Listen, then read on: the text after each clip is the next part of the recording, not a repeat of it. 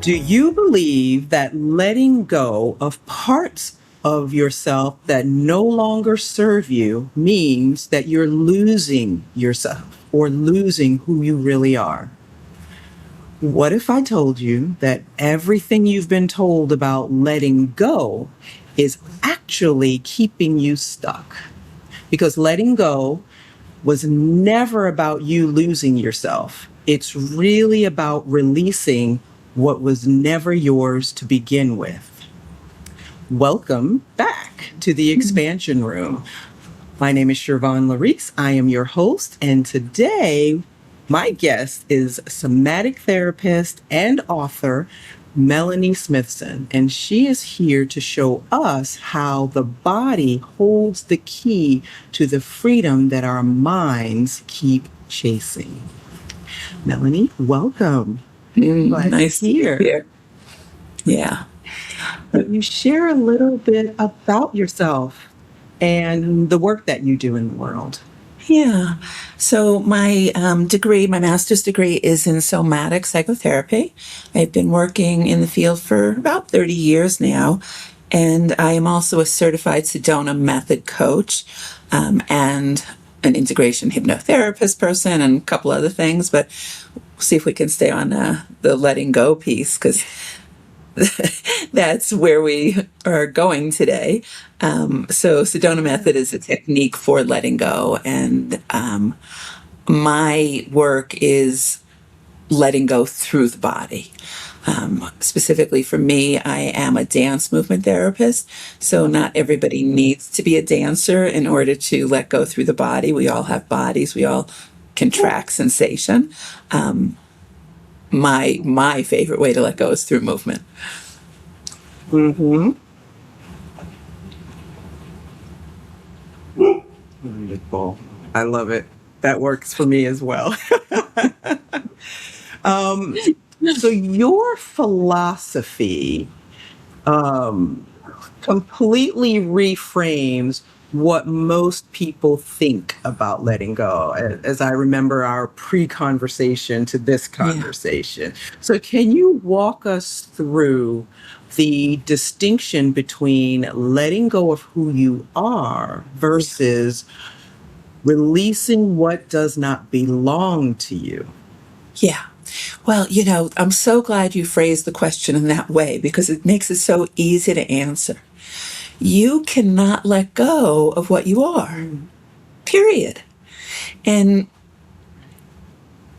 I mean, I will say more, but I mean, that's the bottom line. The essence of that which you are only gets stronger the more you let go.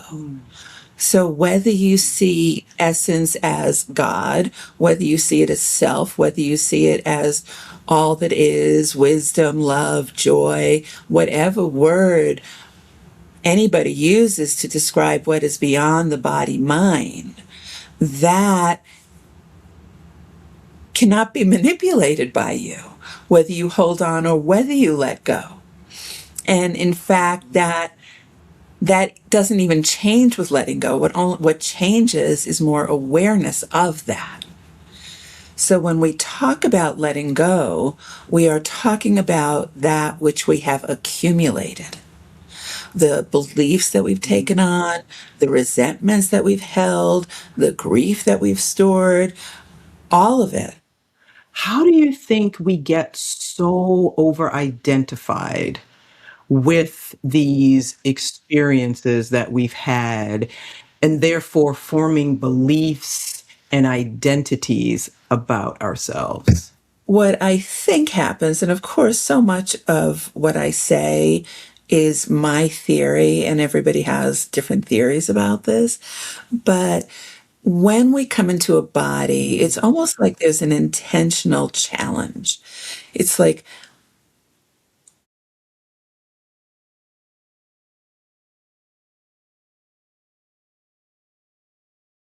and, I briefly mentioned that some of the work that I do is life between life, spiritual integration, hypnotherapy. And in that work, we look at what we're doing when we're not in bodies and what the point is in coming into a body.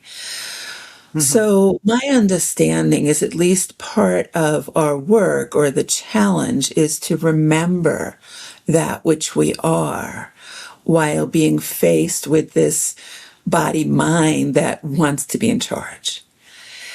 And Okay.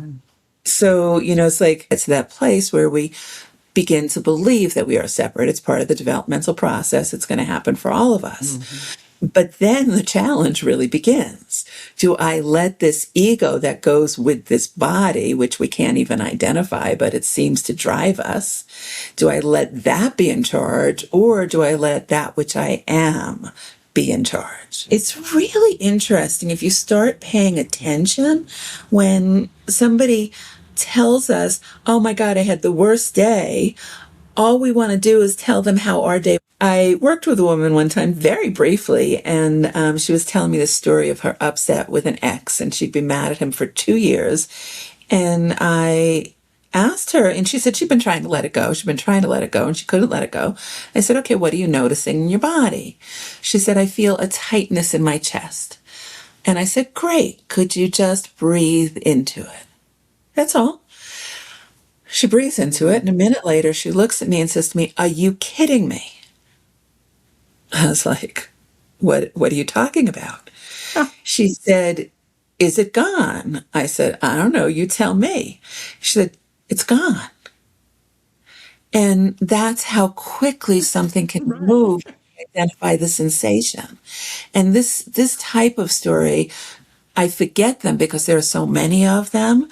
Mm. People are shocked. I recently saw something on Facebook about a therapist being in a session, a bodywork session, when all of a sudden, she had these memories connected to her neck, and the stuff that she'd been trying to process all of a sudden showed up. And she's like, is this somatic work? And I was like, I mean, I didn't respond. A whole bunch of other people did, but it's like, yes, this is somatic work. This is what we're telling you. Listen to the body. Hmm. Yes. Go for it. So, I have a new mini book coming out on groaning.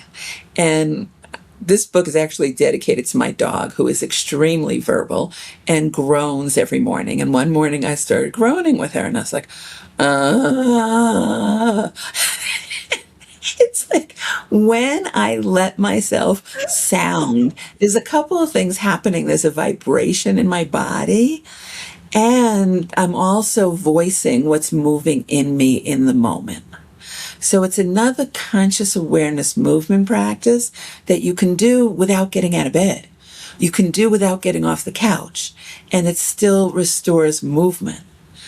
So it's a really fun practice. And I find, if I'm walking up a hill and it's getting a little hard, just go, ah. And the dog thinks it's a play signal and starts jumping on me. But other than that, it's great. It's like I come back into like, okay, what's here now? So yeah. Yeah. And kids do it too, because when kids don't want to do something, they're like, "Oh, I don't want to," and they kind of it just kind of encapsulates their whole body. The groan. Right. Right. If you let yourself I have a love full this. body groan, Yep. it's like, okay, I feel better. It's one of the things I say about letting Oh, go is let go feel good. And ultimately, it's like that is my motivation for letting go.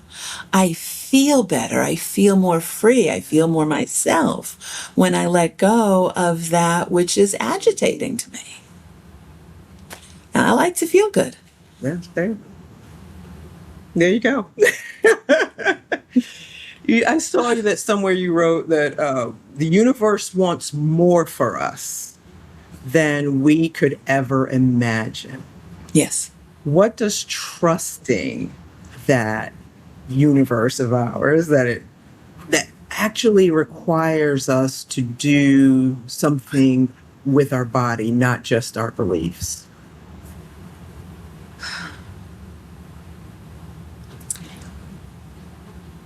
I feel like that's a two-part question, so I'll answer it in two parts. Mm-hmm. I'm leery of the word trust because that implies that I have to do something and I have to rely on something that I can't see. I I prefer to play with the words get curious and wonder. I wonder what would happen if I got out of the way.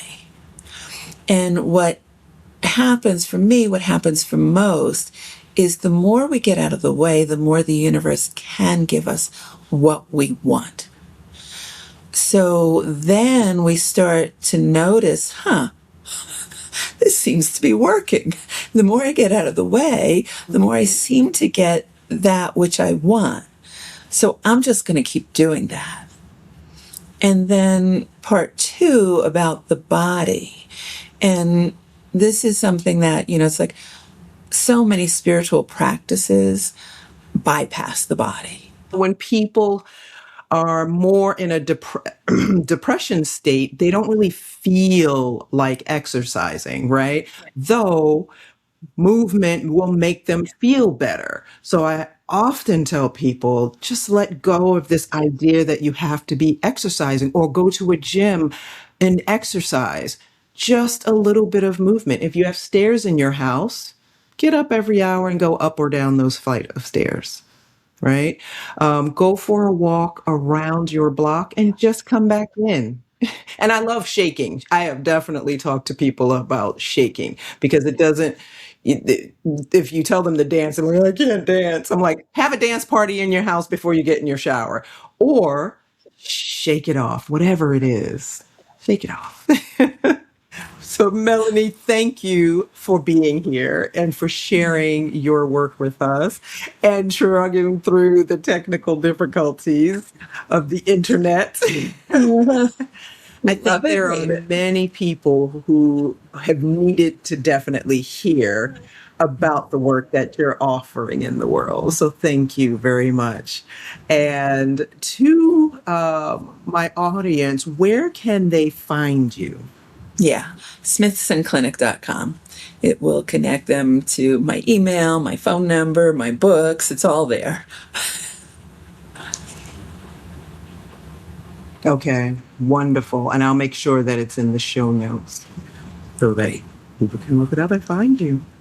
And for anyone listening, if this episode woke something up in you, I really encourage you to listen to that. Take a deeper dive into what you're noticing and start to do the work towards bringing it up and releasing it.